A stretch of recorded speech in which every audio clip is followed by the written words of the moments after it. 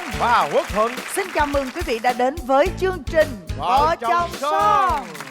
Chương trình Vợ chồng son hân hạnh nhận được sự đồng hành của nhãn hàng Sâm Nhung bổ thận Trung ương 3, trị chứng thận hư, thận yếu.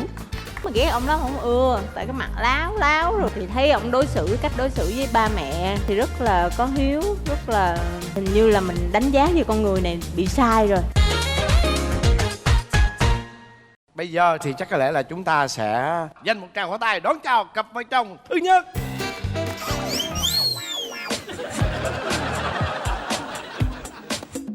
Hả? Con đi đâu đây? Dạ chào cô. Ê, cô gì cô? Chào bạn. Chị đi đâu đây? Kêu cô quen rồi. Chào quý vị khán giả. Giờ đi đâu? Giờ vô thấy an tâm thì giờ kêu vợ. Rồi ok, vô làm lại. Nó rần rần vậy. Ui, vô nhỏ ơi. Trời ơi, ai vậy?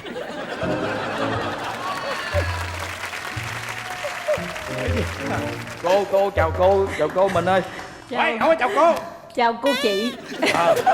Rồi mời hai em ngồi. Trời, che mặt lên nhục quá. Cưới nhau lâu rồi mà tham gia vợ chồng bữa nay son. mới thấy được cô dâu Đại Ngọc Trâm. Chương trình này có hai loại son. Dạ. Son là có thể son từ 1 năm, 5 năm. Dạ. Nhưng mà còn cái son nữa là cho dù sống mấy chục năm đi chăng nữa thì hai vợ chồng lúc nào cũng dành cái tình cảm thiệt là son cho nhau. Đó. Son là gì nè, Trâm lúc nào nhìn chồng cũng vậy nè, say đắm á. Kiểu vậy đó, còn chồng lúc nào nhìn vợ cũng đó thèm khát cái kiểu vậy Dạ đó. Quang nhìn vợ Em Quang khác. thấy đắm coi. Nhìn coi. Thôi. Có thèm cái gì á chứ. Chưa bao giờ làm vậy hết cô. Thiệt. Thôi nắm tay cái coi. Son đó đó. Nắm tay thì có Nắm cô. tay thì được chứ Dạ. mà kêu nhìn thèm khát thì ghê. Dạ, lời nói đầu tiên cho Đàng hoàng nha. lời nói đầu tiên cho Hoàng Mèo gửi tới quý cô bác anh chị, quý khán giả đang xem đài truyền hình. Lời chúc sức khỏe và lời chào trân trọng. Dạ xin chào cô Dân. Chị Dân. đó, dạ Trời anh ơi. Thuận nha, anh Thuận. Chị Dân với lại anh Quốc Thuận. Đó, nó vậy đó. Và toàn thể quý vị khán giả đang ở trong khán phòng. Mày xả đi Hoàng ơi. Bút. Trời cô phải nói không được luôn. Nay Hoàng Mèo nhiêu tuổi nè? Dạ. Thôi để giới thiệu được. Nó sinh năm 1979. Bằng tuổi anh Bin. Dạ bằng tuổi với anh Bin. Cũng xin lỗi quý vị khán giả là tại sao mình với Hoàng Mèo cứ gọi nhau trên sóng truyền hình là tôi với bạn mày tao, thì quý vị khán giả cũng thông cảm giùm, tại vì hai đứa ở ngoài cũng khá là thân với nhau. Rồi bây giờ tới em đó Trâm. Lời đầu tiên cho phép Đại Ngọc Trâm gửi đến quý vị khán giả đang xem đài, quý vị khán giả tại trường quay, chị Hồng Vân và anh Bin lời chúc sức khỏe và lời chào trân trọng nhất. Rồi giờ em bao nhiêu tuổi, công việc em là gì? Nữ nói tuổi ngại quá. Thôi nhỏ hơn Hoàng Mèo nhiêu? 4 tuổi. Công việc hiện tại đó là Đại Ngọc Trâm là một người mẹ của hai em bé rất là tuyệt vời, và công việc chính bây giờ là diễn viên và quản lý cho anh Hoàng Mèo, đúng không? Có đang học đạo diễn nữa cô. Rồi bây giờ nè, Anh Bin. không thật rồi, sự đó, đó giờ đó. mình là biết bạn với Trâm. Dạ em Nhưng hiểu mà mà. cái lần đầu gặp gỡ. cái lần đầu tiên các bạn gặp gỡ như thế nào? Lần đầu ta gặp nhỏ trong nắng chiều bơ vơ. Thôi Đó là lúc anh Lộc còn sống cô. Cái làm một Cô cái nữa kìa. Khán giả ta nhắc. làm một cái kịch thông điệp xanh. Là nói về chặt phá cây rừng á, thì em là đóng vai Lâm Tặc. Rồi xong cái bả được vé vô coi. Rồi sau này gặp bả mới nói vậy cô. Cái này nhìn bố láo thiệt chứ. mà bạn hồi đó là bạn cạo đầu đúng không? Cạo đầu chọc xong rồi để râu ria vậy đó. Kể rồi biết không nhớ gì. Rồi ngay từ Thôi lúc đầu thôi kể đi Trâm. Là vậy, ngày xưa em học trong trường á, hai diễn viên thì anh Trâm, anh Hữu Lộc á mới vô kiếm Đào để diễn tấu hài. Vô nhóm mà ghét ông lắm không ưa, tại cái mặt láo láo rồi cái kiểu trôi lúc tức kiểu cái con câu nít hay đó. nói á, phánh tướng á. Kiểu vậy đó. Rồi xong Khánh sau này Tướng, diễn một Phánh. thời gian cái đi tới 130 diễn á, để cái tivi là chiếu là cái vở kịch đó. Là tình cờ lúc đó em mới nhớ là thì ra có gặp ông này trước đó 1 năm rồi, là không ưa rồi, đã ghét rồi, bây giờ vô nhóm diễn chung nữa rồi rồi. ghét nữa. Sao mà từ ghét mà thành để ý nhau và thương nhau? Ngày xưa lúc mới vô diễn nhóm anh Chum á, ba mẹ của ông cũng lên phụ Nụ Cười Mới làm này làm kia, thì thấy ổng cách đối xử với ba mẹ thì rất là có hiếu, rất là lo cho ba mẹ chu đáo lắm. Thành thử ra từ đó bắt đầu em cảm nhận lại là hình như là mình đánh giá về con người này bị sai rồi. Không có như mình nghĩ. Ngồi xuống. Chúc mừng. Dạ. Rồi. Đó, rồi từ đó em mới thay đổi cách nhìn, thay đổi cái quan điểm của mình, thử tìm hiểu ổng coi làm sao, thử tiếp xúc nhiều, nói chuyện nhiều thử coi làm sao. Thì khi nói chuyện nhiều thì thấy thì ổng cũng dễ thương, ổng được nhiều đồng nghiệp, nhiều anh chị em trong nghề quý lắm. Hoàng gặp Trâm á, Hoàng có thích liền không? Gái đẹp mà cô, thì đàn ông mới đầu nhìn cũng khoái cô. Lúc đó xong cũng đi diễn cái tiểu phẩm Nụ Hôn. Có hôn nhau, nhưng mà cái hôn đó là chỉ là hôn theo kỹ thuật đó cô, để đây nè cô. Đó, thấy khán giả vỗ tay. Xong cái này không phải con đề nghị đâu cô. Ấy đề nghị nếu mà bây giờ mình bỏ tay ra mà mình hôn thiệt để mình coi cái cảm giác nó sao được không anh? Ui, phải liền đúng không? Nghe đề nghị phải liền đúng không? Chơi liền. Trời ơi, gái đẹp đề nghị mà. Làm cái khán giả vô tay quá trời luôn. Được bên gala bầu chọn là nụ hôn nóng bỏng nhất trong gala. Cái lúc mà Trâm nó khi mà rút cái tay ra hôn á, cái cảm giác của con lúc đó là sao? Dạ nổi da gà cô. Đã đúng không? Dạ. Trâm Còn sao? cảm giác Trâm? Không, em thì bình thường, không có cảm giác gì á. Trời ơi. Trời ơi. Ủa giờ mới biết luôn hả? Thì về có cảm giác nhớ nhung chọc Đại Học Trâm không? Thì cũng chưa đâu. Tại vì một đêm đâu phải diễn một suất đâu. Đúng Nhiều rồi. khi chạy 4-5 suất mà hung thiệt 4-5 lần luôn á. Thì lúc đó làm sao? 12 lần. Hôn 12 lần. Một đêm á hả? Đêm tấu Thì hôn. mấy lần mà diễn ngay lễ tình nhân 14 tháng 2 rồi đó. Em thì trong lúc diễn thì em không có cảm nhận cái điều đó, em thấy rất là bình thường. Tại vì mình diễn mà, quan trọng là cái hiệu ứng khán giả vỗ tay càng nhiều là Mày là nghe em. bạn nghe chưa Hoàng? Nghe rồi Thuận à. Sao tự nhiên mà hỏi rồi đi đốt nhà người ta vậy? Khùng quá à. Mà thiệt hả? Thiệt. Đến bao lâu thì Hoàng mới tỏ tình với Đại Học Trâm? Tới khi mà là ổng ôm hôn em ngoài hòn rùa là lúc đó cái nụ hôn đó em mới cảm giác là Nhưng nó mà có trước tình đó yêu là rồi Hoàng đó. nó cũng đã tỏ tình với em Nói rồi nghe. đúng không? Dạ Không cũng phải có cái- nhưng mà chỉ là nắm tay rồi đi chơi, ngồi sau xe rồi ôm ổng thôi, chứ không có một cái nụ hôn nào mà thực sự là làm cho em cảm thấy cái đó là tình yêu. Mà lúc đó mấy giờ? Cũng khuya, cũng phải Trời 12 ơi, giờ mấy 1 Mà sao mà từ con gan như vậy con phóng vô lần hôn nhỏ? Cơ hội ngàn năm có một mà cô. Mẹ vợ cũng bán cũng trễ á cô. Tại vì cô Mẹ vợ thương lắm đúng không? đi nhậu cô, hồi đó mà sinh viên chở bạn đi về. Rồi này lên lầu cái con ra con nói mặt cặp kè. Kè với mẹ. Cô Thảo, con là con nói cô cứ yên tâm. Trâm đi diễn với lại anh Lộc với anh Long với con rồi cô cứ yên tâm, không chuyện gì xảy ra đâu. Nếu mà có chuyện gì xảy ra con sẽ là người nói cô đầu tiên. Con cặp cổ đi. Đó cho nên là sau đó thì miễn sao là đưa về nhà thôi, rồi yên tâm, rồi không bị sức mẻ, sức đầu mẻ chán rồi là mẹ Thảo phải yên tâm liền. Đó cho nên là thừa cơ hội thì hung thôi. Hay Hoàng với Trâm, tôi hỏi thiệt này nha. Hai bạn á, hồi xưa là đi diễn chứ anh Trâm á, anh Hữu Lộc á, đi diễn là không phải là diễn ở thành phố mà thường xuyên đi show tỉnh, đúng không? Và lúc đó hai đứa có khi nào mà ở chung phòng với nhau?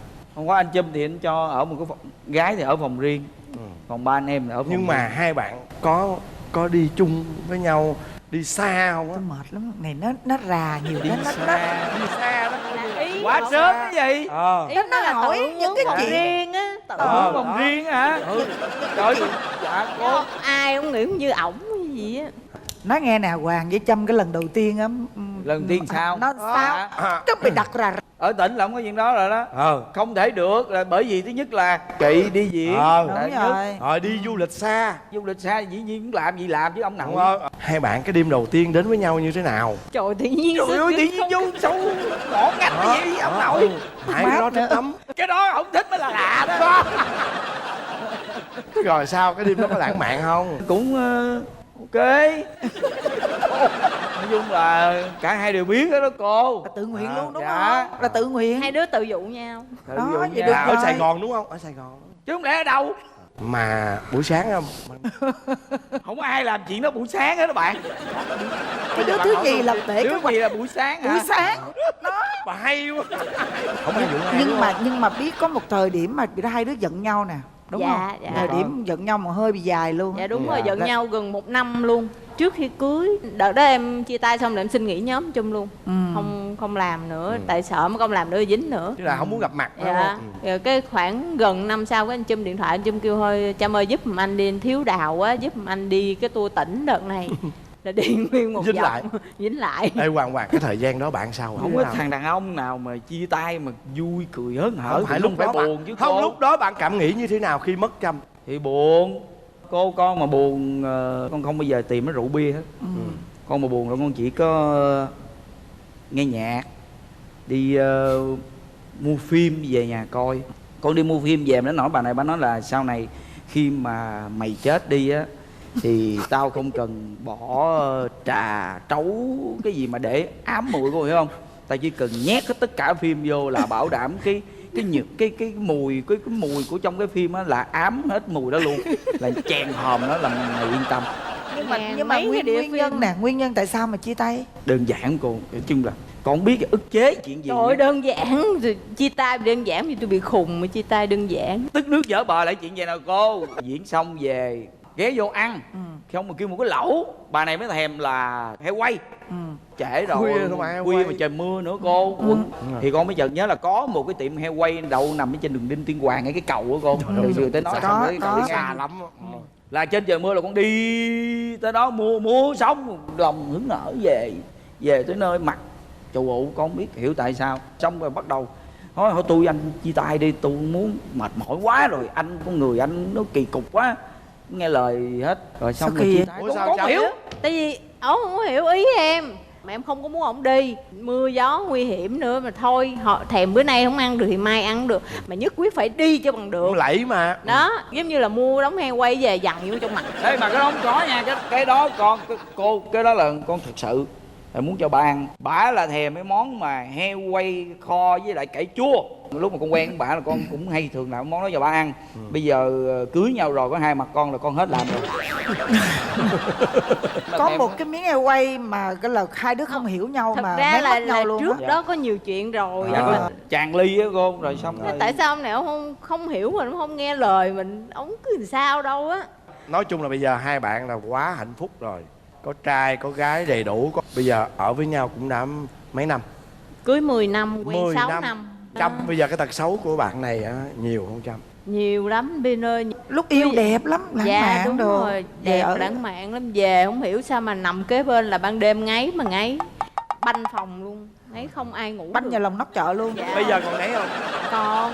Còn một cái tật xấu rất là kinh dị luôn mà em không biết là tất cả những người đàn ông khác có hay không nha. Ngồi trong toilet một lần 1 tiếng mấy đồng hồ. Cái đó xấu đó. Mỗi lần ngồi xong đi ra em hỏi ê mày hình như mày thích cái mùi toilet lắm không, mày thích ngửi cái mùi lắm không, mày mốt rồi chiết xuất ra thành dầu thơm cho mày xịt nha. Tại sao kêu mày tao vậy? Ở nhà tụi em kêu hay vậy đó. chọc vậy? Bình thường kêu mày tao giỡn thì được nha, mà gây lộn mà mày tao là không yên với em đâu. Có nghĩa là giống vợ chồng Đậu á, dễ thương. Ông mà ông ngồi toilet ông làm gì, ông ngồi một tiếng chổng vậy? Hồi trước là đọc báo cô, Còn giờ lướt Facebook. sau này Facebook. Độ khoảng 1-2 năm nay thì không phải là Facebook nữa mà là Chơi chơi game. điện tử. Ngồi mà đến nỗi mà em trễ giờ quay luôn á tại giọng. Chẳng hạn là nói giấy quay rồi, không ngồi im thì con có biết đâu, con cũng ngồi im luôn. Đó vô tâm cực Rồi có kỳ. thêm cái tật nữa nè, Dạ. là hay chối á. Hay cãi, nói cái gì ra là phải cãi cho mình đúng thì thôi. Hay lắm. Không phải cô, tại vì có những cái nó vậy mà Đó. không phải. Thật ra đâu phải là mình sai hết đâu cô hiểu không?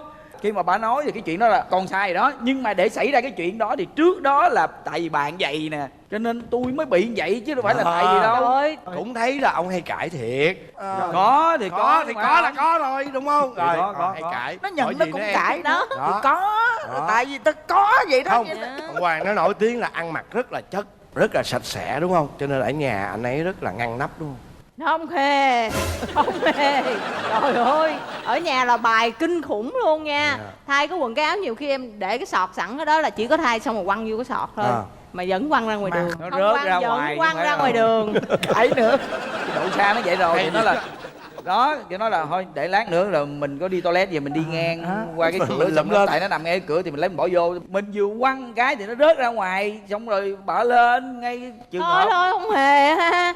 Trời ơi, nhiều bữa đi làm tới tối khuya em về luôn em vẫn thấy cái quần cái áo nằm ở Tại vì nó đó. không vô toilet đó. Nhiều khi ăn uống hay là làm cái gì dơ lấy khăn giấy lau tay lau mặt rồi xong thả tại chỗ luôn, không dục vô thùng rác. Hay hỏi nữa, cái gì cũng hỏi á. Ủa, tại vì Có những cái mà đơn tại vì giản nó cũng nghĩ- hỏi nữa. Hay hỏi ở đây nó là vậy nè cô, tại vì không bao giờ mà con làm mà bả sẽ đồng ý là chỗ đó là ok, cho nên là con lương trước vụ đó, con hiểu không?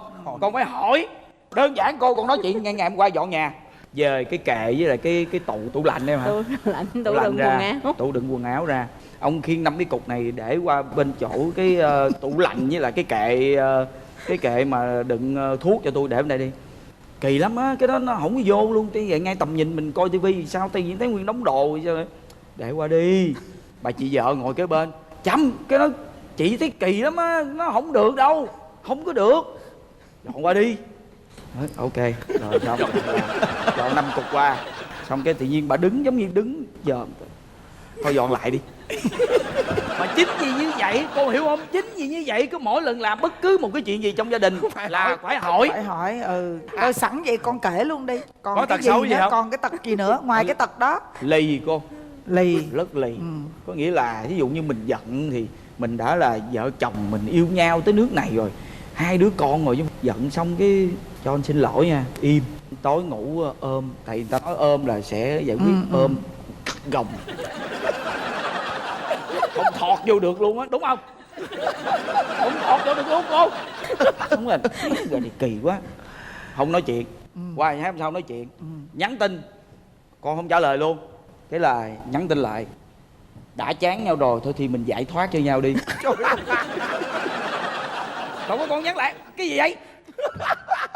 Rồi bà mới nói là ngày xưa lúc tôi quen ông, tôi yêu ông, mỗi lần tôi làm gì sai á là ông hay cũng như là lúc đó mình hay gọi là mình lì mặt, mình nói anh xin lỗi em vậy chuyện Trai này. mặt trai á, trai trai mặt á, ly làm lị. cỡ nào được giờ.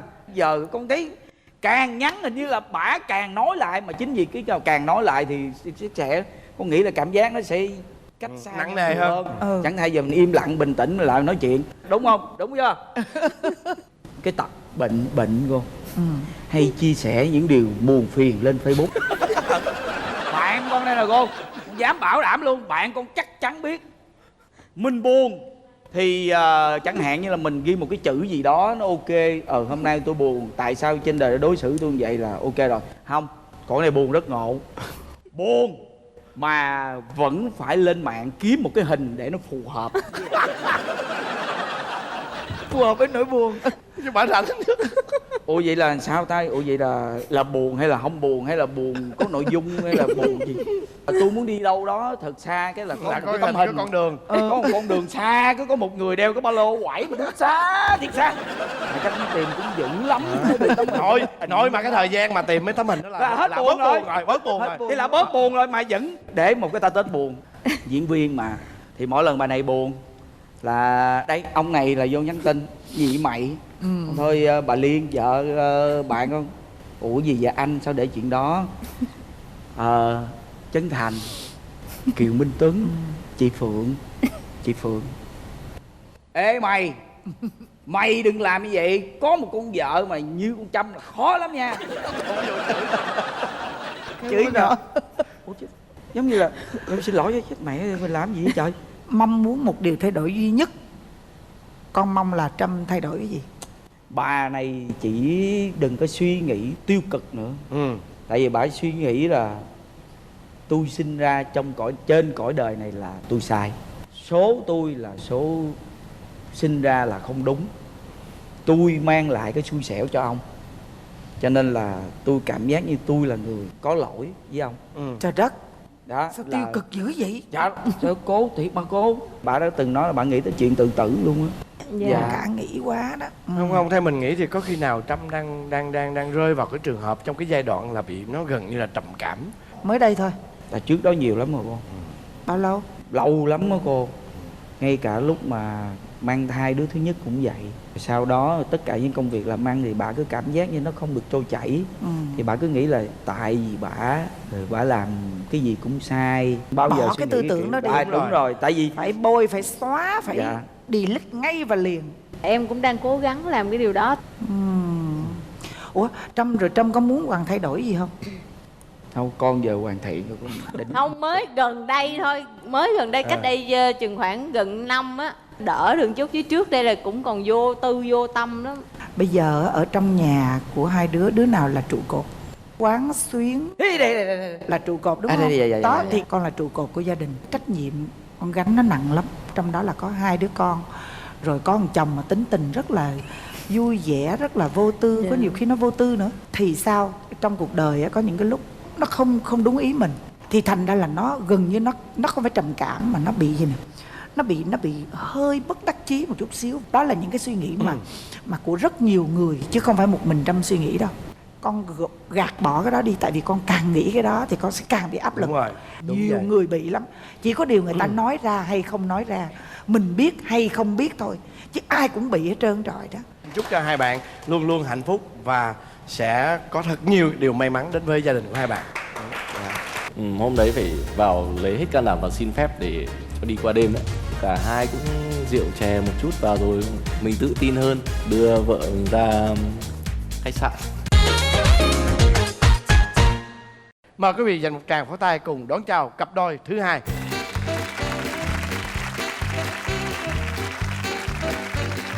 Xin chào hai em.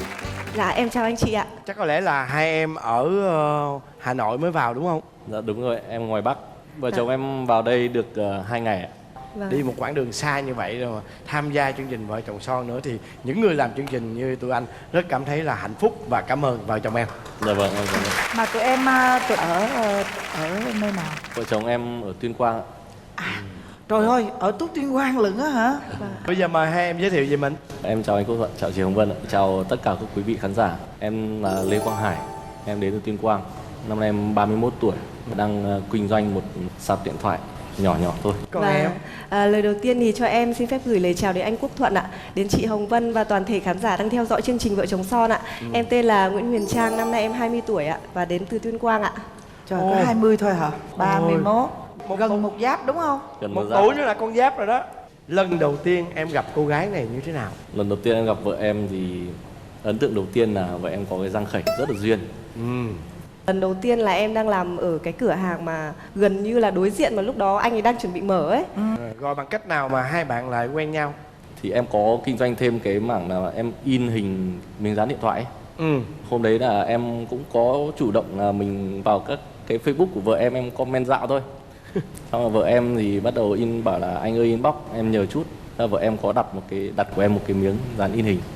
Dần dần là cứ đưa đẩy câu chuyện mà hôm đấy nói chung là nói chuyện cũng lâu lắm. Tiếng không? Bắt đầu từ lúc 2 giờ đến khuya luôn đấy. Khiếp, nói cái gì nói kinh hoàng thế. Nói rất là nhiều đề tài trên trời dưới biển. Đấy là lần đầu tiên ấy mà cảm giác nói chuyện với nhau như kiểu là từ lâu lắm rồi ạ. Lần đầu tiên nói chuyện mà cảm giác là hai đứa rất là hợp nhau ấy. Ôi, mà nói kiểu đó chắc nghi chắc đọc truyện cho nghe quá, đọc truyện 1001 đêm quá đúng không? Đó. Rồi kể từ đó là đến khi mà các em quen nhau á là bao lâu? Đến ngày thứ hai bắt đầu nói chuyện là anh ấy đã bắt đầu đưa đón em rồi. Tức là hai người đi hai xe riêng ấy. Cứ như vậy thì khoảng 1 tháng sau thì chính thức là tỏ tình với em ạ. Anh tỏ tình kiểu gì? Lãng mạn không? Hay là đặt thẳng vấn đề, đánh nhanh đánh gọn? Cũng khá là lãng mạn ạ. Này còn nhắn tin cho em là đi ra cái chỗ quảng trường đi, anh muốn gặp em một lát. Đi đến thì anh ấy ôm một bó hoa hồng rất là lớn và một hộp quà. Đó anh ấy có nói là anh yêu em, làm bạn gái anh nhé. Đó thì em vẫn chưa đồng ý ạ. Nhưng mà lúc cái cảm giác em sao? Em có bị hụt hẫng không? Có hơi hụt hẫng một chút, nhưng mà thực ra là mình cũng đã lắm được một phần nào đó tình cảm của đối phương với mình rồi. Bưng cả một bó hoa, một quà to như thế mà nó không đồng ý mình thì có mơ. Lúc mà em biết tuổi chồng em lớn hơn em vậy thì em nghĩ sao? Nói chung là cũng phải suy nghĩ rất là nhiều đấy ạ. Khi mà đã quyết định mà yêu anh này thì em phải suy nghĩ lâu. Tại vì là đã quyết định yêu thì mình phải gọi là cưới. Tại vì anh ấy cũng khá là nhiều tuổi rồi. Không muốn làm anh ấy mất thời gian dành cho mình. Hỏi ý kiến rất là nhiều người, từ bố mẹ, người thân, bạn bè này, cô dì chú bác của em thì đều biết hết anh ấy. Vì là cũng gần tuổi ấy ạ. Quen đến lúc cưới là vợ chồng em được 10 tháng. Khi bắt đầu tìm hiểu cô bé này thì em cũng phải hỏi qua mọi người ở nhà để xem là gia đình cô bé này thế nào, tính cách như thế nào. Thì em mới quyết định là đầu tư thời gian rồi. Thời gian ông ngắn quá, ông đầu tư gì ông ơi. Trong gần 10 tháng đó cổ giận em bao nhiêu lần em còn nhớ không? Giận đúng một lần thôi. Hôm đấy em cũng không hiểu em đang kể chuyện gì nhá. Thì không, tự nhiên cô ấy bảo là phải kể luôn. Em bảo là gặp em mới kể. Xong cô ấy giận luôn. Bảo là anh đang có chuyện này hay lắm, muốn kể với em. Để bao giờ em đi làm về thì gặp em thì anh sẽ kể với em sau. Thì lúc đó em rất là tò mò nữa, mò mình muốn biết luôn. Bảo anh nói một xíu thôi, nói chủ đề thôi, để cho em đỡ tò mò đi, anh ấy cũng không nói. Thế là đến lúc anh ấy mới đưa em về thì em lên nhà em giận. Anh ấy bảo chứ thế bây giờ em xuống cổng đi, anh kể cho. Em giận không xuống. Nếu như mà em mà không xuống ấy, anh sẽ ở đây đợi khi nào em xuống thôi, đến sáng thì thôi. Được khoảng 20-30 phút sau thì em lại thấy anh ấy nổ xe, anh ấy đi về. Chó sủa rất là nhiều. Về thì anh ấy nhắn tin cho em thì em mới hỏi là tại sao anh lại lừa dối em. Anh bảo em là anh đứng ở đấy anh đợi em cơ mà, đợi đến sáng cơ mà. Anh bảo thì lúc đấy điện thoại anh nó hết pin rồi, anh có đứng ở đấy thì em có biết đâu, thì anh phải chạy về nhà sạc điện thoại. Từ trong cái khoảng thời gian mà các bạn quen nhau cho đến cưới đó, hai bạn có hay đi chơi xa không? Có, hôm đấy là đi ăn cưới một người bạn ở cách nhà khoảng độ hơn 50 cây đấy. Hôm đấy phải vào lấy hết can đảm và xin phép để cho đi qua đêm đấy. Xin bố mẹ của bạn gái. Đúng rồi, phải đến xin phép ạ. Đêm đó là ngủ ở tại đám cưới. Để cho người ta từ từ ta kể cái gì. Tức mà là nôn dữ vậy? xin thì tức là bảo là đi thì em sẽ ngủ với bạn em. Lúc đó là đi đông lắm chứ không phải là nguyên hai vợ chồng, nhưng mà vẫn đánh lẻ được. Rồi Bán sao? lẻ đi đâu? Kể xem Hôm nào. đấy là lần đầu tiên đấy. Tức là em được có cơ hội gần gũi vợ em đấy. Nó có một chút riêng tư đấy. Cả hai cũng rượu chè một chút vào rồi, trong người cũng có một tí cồn rồi. Mình tự tin hơn, đưa vợ mình ra khách sạn. Cô ấy có chịu không? Dụ một lúc là cũng chịu thôi. Một lúc gì hẳn hơn 2 tiếng mới chịu. Bực mình chịu cho rồi. Xong cuối cùng một mạch là đến gần sáng luôn. Sáng luôn. Vợ không cho ngủ. Không cho ngủ luôn, rồi sáng luôn. Không cho ngủ luôn. Lúc đó em có sợ không em? Đấy thì cũng không ạ, tại vì có ăn dặm ngõ rồi, cũng có các thủ tục rồi ạ. Cũng coi như là vợ rồi, cũng coi như là vợ thì, rồi. Thì là lúc đó mình cũng không sợ lắm.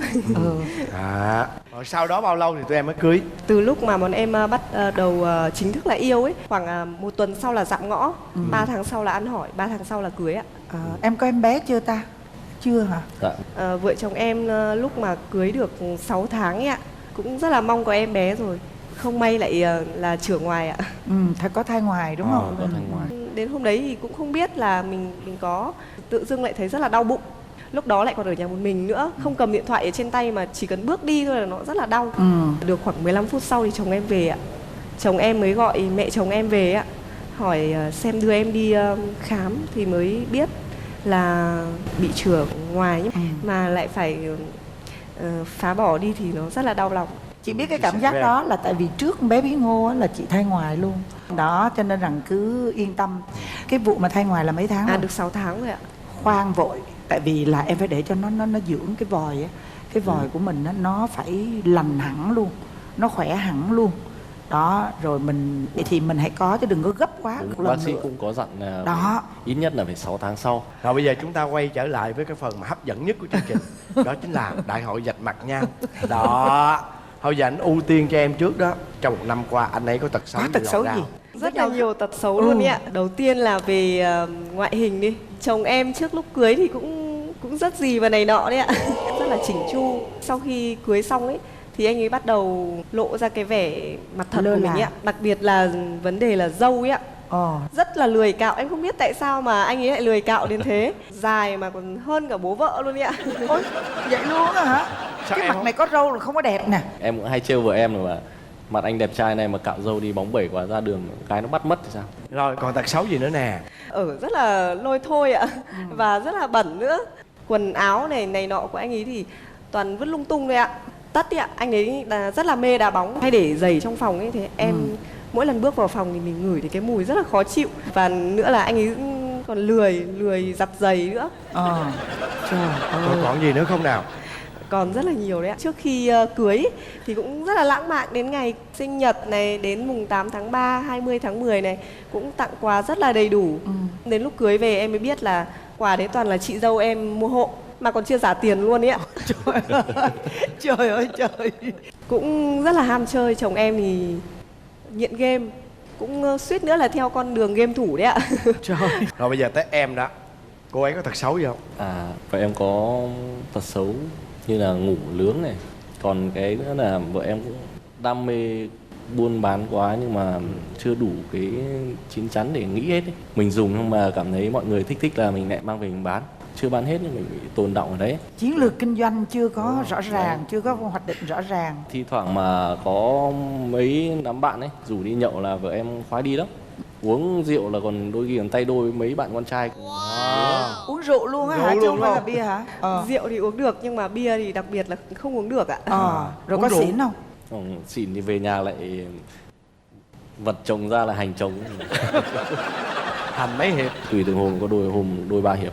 Đôi 3 hiệp. Có hôm đôi 3 hiệp. Tức là em bình thường thì rất là hay đi nhậu với tụi bạn ấy ạ. Có hôm thì các bạn về hết rồi, chỉ còn nguyên em với lại 2 bạn nữa thôi ạ. Chủ quán thấy mấy đứa say quá mới gọi cho chồng của 2 đứa đến đón.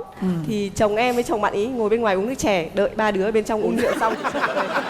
Hai ông chồng uống nước chè, đợi mấy bà vợ trong kia uống rượu. Dễ thương quá. Rồi bây giờ em mong muốn Trang thay đổi điều gì? Vợ em như bây giờ là em thấy khá hoàn hảo. Chỉ một cái điều là em muốn vợ em là chín chắn hơn trong cái suy nghĩ. Trong cách buôn bán đó đúng không? Mình buôn bán bỏ đồng tiền ra, mình phải chín chắn chút xíu. Thế có muốn nó bỏ cái tật mà uống rượu xong về vật chồng ra không? Không. Tốt. Cái tật ấy tốt mà. Tốt. Thôi nhưng mà nè, chừng nào mà đến lúc mà các em chuẩn bị có em bé đó là phải cai rượu nghe. Đúng không? Vậy chứ làm sao mà mỗi đêm mỗi uống, lâu lâu thi thoảng thôi. Thế còn em muốn chồng thay đổi gì không? Mong ý thay đổi là để ý đến cái bề ngoài một tí. Hào hoa phong nhã lên ông ơi. Và mong anh ý bớt ham chơi lại một chút xíu ạ. Em rất là yêu thích cái chương trình này ạ, xem rất là nhiều ở trên YouTube rồi là xem ở trên TV.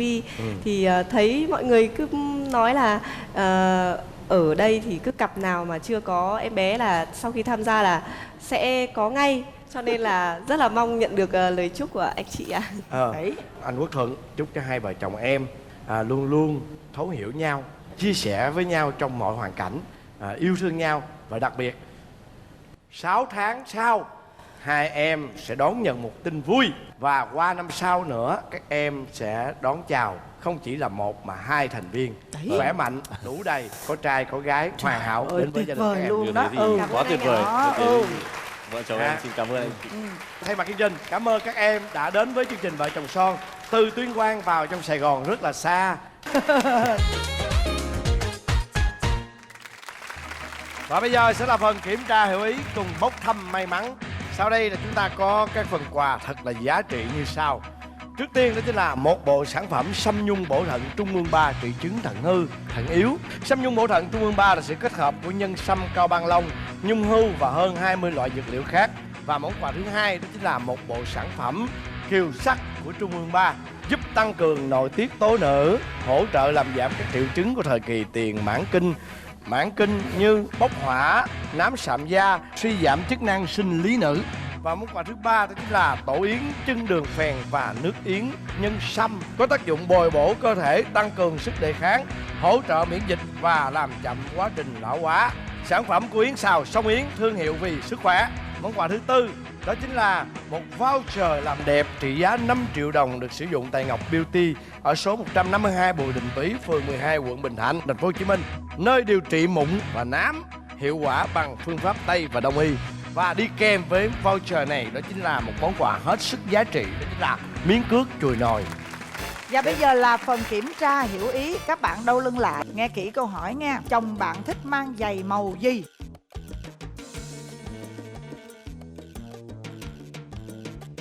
Chồng của bạn thích mang giày màu gì? Quay qua Hoàng Mèo. Màu trắng, màu nổi chất quân.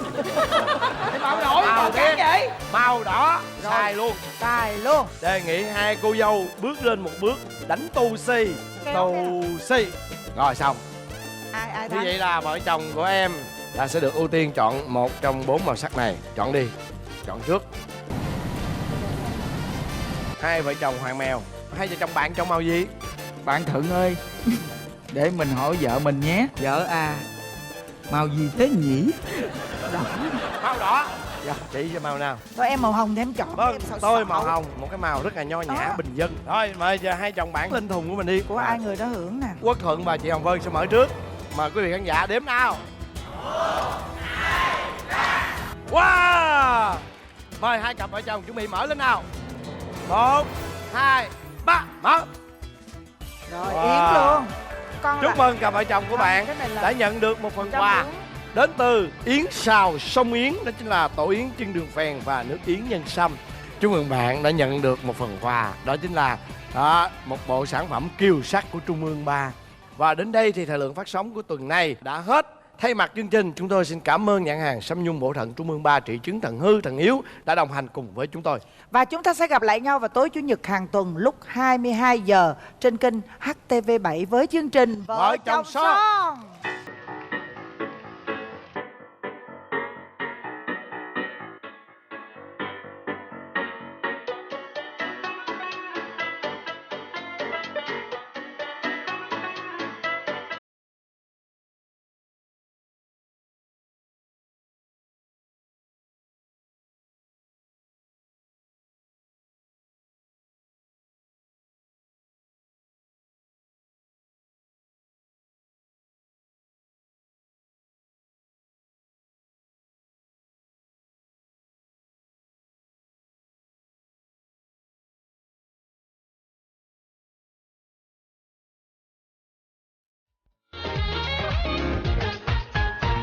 Vô sao lo đây?